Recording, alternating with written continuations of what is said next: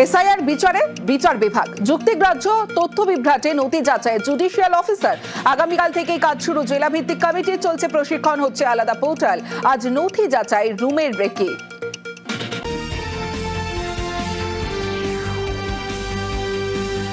দুই সন্তানের বয়সের ফারাক 4 মাস।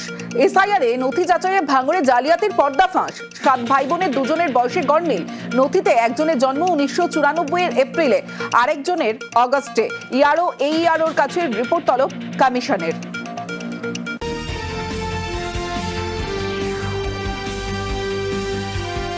বিজেপির প্রচারে মা কালী, বাড়িতে বাড়িতে নরেন্দ্র মোদীর চিঠি। বাংলায় লেখার চিঠির শুরুতেই জয় মা কালী। 35 লাইনের চিঠিতে শাসক দলের বিরোধিতা, পাল্টা কটাক্ষ তৃণমূলের।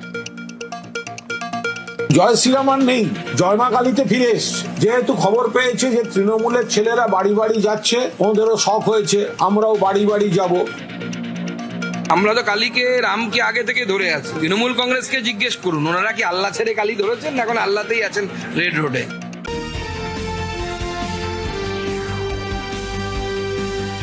এর আগেই দফায় দফায় উত্তপ্ত ভাঙড়, বোমাবাজি, গুলি ভাঙচুর, জখম শওকত ঘনিষ্ঠ তৃণমূল নেতা খায়রুল ইসলাম সহ 4। থানা থেকে ফেরার পথে শওকতের গাড়ি লক্ষ্য করেও বোমা গুলি, গ্রেফতার 2।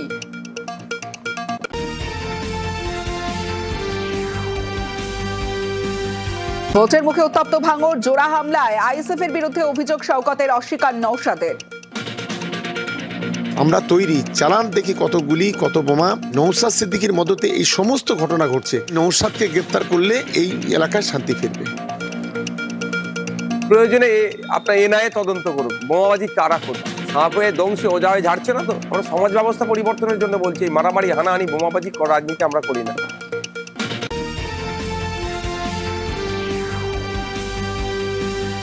এলাকায় আইএসএফ তৃণমূল সংঘর্ষে তুলকালাম। পতাকা লাগানো নিয়ে দুপক্ষের লাঠালাঠি, মারামারি, জখম অন্তত 7।